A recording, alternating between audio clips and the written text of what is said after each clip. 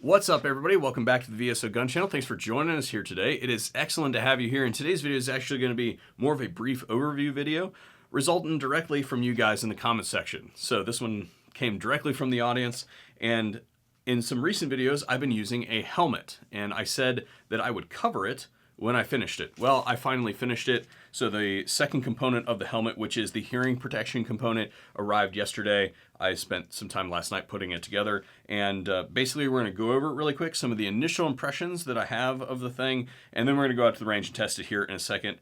Very briefly, because it is strangely cold for May today. It snowed last night, and there's like 35-mile-per-hour wind, so it super sucks outside. So we're going to, I've already put away all my winter clothes, so we're just going to do that really quick. And there's only really one gun that I know of that will help us test this thing thoroughly. So we're going to break that out here shortly. But as far as the helmet itself is concerned, this is an NIJ level 3A rated helmet. It is a ballistic helmet. I got it on Bowtash.com. If you guys are unfamiliar with Bowtash, they're one of those companies that does commercial sales, but also does a lot of military contract stuff. That's why you'll see something on their site say like, hey, you know, we got these in, we have like 4,000 in stock, and then you check in the next day and they're like, sold out. It's like, what the F, dude? That's how that happens. A lot of people don't realize that. So these are on sale. I think I paid like $300 for this thing. So it came with the night vision mount on the front as well as the rails on the side of the thing. So I thought it was a pretty good steal. We'll come back to that here in a second. The hearing protection component of the thing, these are the real 3M Peltors. So these are the ComTac version, the ones with the integrated comms in them. I thought, you know what, hey, there have been one or two instances over the course of like my filming career where it would have been really nice to be able to jack into the internal comms and hear what's actually being said so that you don't get blown up or anything like that. That aside, I said, you know what, I probably won't use that thing in the imminent future, but buy once, cry once, right? These were a little bit more expensive. This ran me about $700. So just a heads up, they are a little bit more pricey thrown out there. And this delayed me quite a bit in doing this piece because they are the real 3M product. 3M's been a little bit busy lately if you guys haven't been paying attention to the news. So I don't think that earmuffs was really the high priority for them. But as far as the helmet itself is concerned, the way that it works is there's a adjustment point right there that basically allows you to crank it down, and you can adjust the padding on the inside. So with just the helmet, it basically sits right like that, basically. Now, as far as the hearing protection is concerned, you can see that they're outboard right now, and basically all you do to lower the hearing protection into bear is there are two sections right here, and all you do is push in on them. And now this one's screwed up. Yeah, there we go. And now I really can't hear much of anything. I've got a super muffled sense of what's going on, mostly from the kind of like nasal hearing that you get from having earplugs in. I would say that this is equivalent to having a set of really good foamies that are, I would say, inadequately inserted, but they're still doing a pretty good job as far as sealing off a lot of the sound is concerned. Now, as far as actually turning on the electronic hearing protection, we can see here that there are two buttons, and these are powered with two AAAs, one on either side. To turn it on, we just simply push the front button there and hold it, and I get a noise, and basically what I can, wait a minute, did I push the right one? Yeah, there we go. And then you can tap this once it's on to go up, or the other one to go down, basically. Turn it off, hold in the back button, and now it's off again. Now, with the hearing protection flipped out, we can definitely tell that it would be advantageous to have this properly adjusted. I have not done that yet. I don't buckle my helmet when I ski either, which is a bad practice. But you can see that there is a fair amount. It would be good to have that over the chin and have that cinched down. But I don't plan to set off any energetics anytime soon. This is probably not a thing. And also, I will point out that with the hearing protection flip down and properly aligned like that, that the helmet moves around a significant amount less. So now, as far as integration of this is concerned, I'll talk about real quick how this thing works.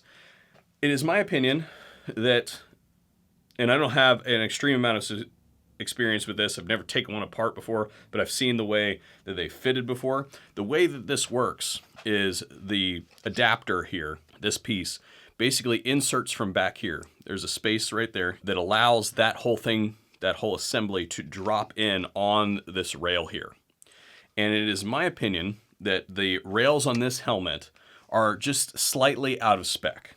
And it's not outrageous to the point where it won't work, but you can see that the mechanism that allows this thing to lock in is there's a rail that whole thing kind of slides on there, and then the locking point is actually this little tiny tab right here, and you can see that it's designed to sit in each of those little tabs. By out of spec, what I mean is that there's a fair amount of air on that rail. Like, it shouldn't really be that way. And again, this is a $300 helmet. This is not a $1,500 helmet. So there are some things that we give and take a little bit when we're talking about budget gear. While there's some gap, like you can see right there, you can see some air gap between the plastic and the plastic, or excuse me, the polymer and the polymer. You can tell that there's an air gap there, but it's also not the right dimensions 100% the other way, which is like this dimension. And another really good example of that is that I can take something like a closed knife or something like that and smack on this, and it will free float.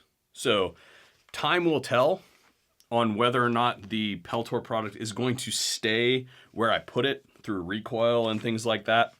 I will report back at a later time and date on whether I've seen any shifting or not. And by that time, not only will we know if that's going to shift around, it's going to be an issue, but we'll also have a fix for it by then, because that won't last very long around here. If something is loose or rickety, then it tends to either die or get super tied down pretty quick. But anyway, that is all I can do from here on the helmet. And what we're going to do now is we're going to go ahead and go to the range. Go ahead and power this thing up. Okay, cool. So I totally screwed the pooch, guys. I did some searching on the internet before I came out here, and I checked on Big Daddy Unlimited. You guys know we've worked with them in the past, and we have a full write-up on Big Daddy Unlimited. I'll have it linked in the description box down below if you guys are interested. I checked on there, and the hearing muff version of the ComTac is like half the price that I quoted earlier. It was like $300 and some, and I'm like, I screwed up so bad. I could have bought the adapters and used those and not paid $700 for the thing. But anyway, lessons were learned. Now, as far as the product is concerned, let's see. There's some wind. Obviously, you guys can hear the wind too, probably, depending on which microphone I'm using. I can see what the wind's doing, and what I'm getting from this product is not what I would expect we'll hear when I go back to post-production. So the wind dampening is pretty good, which is a plus.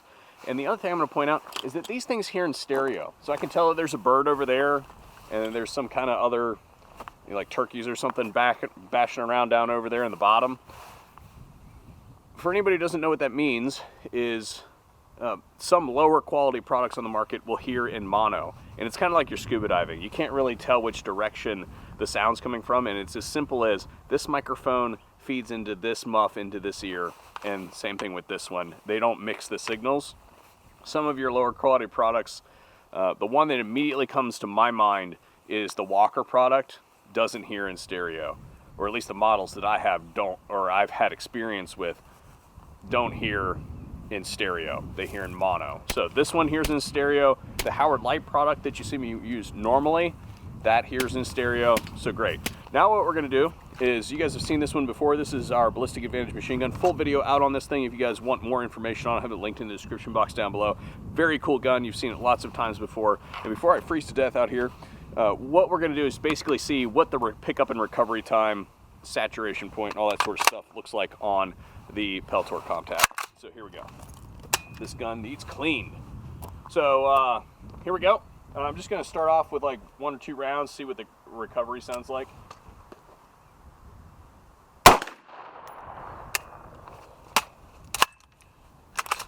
Ooh, this gun needs cleaned big time.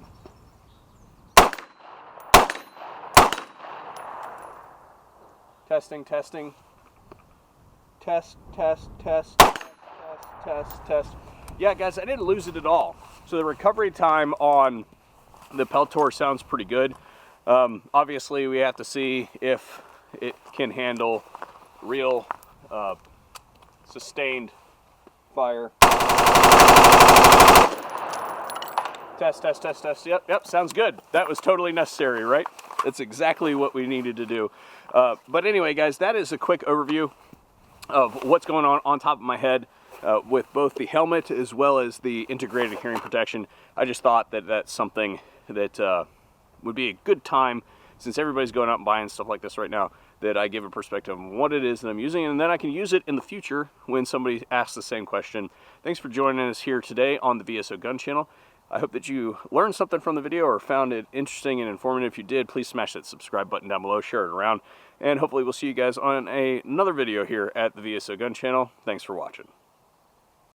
Bacon is doing his best case study on why you buy the real deal on the hearing protection for the helmet.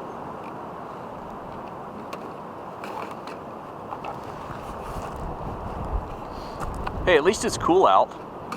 Right. But we are about to get wet. That nice purple cloud behind you. I think your face is not the right shape.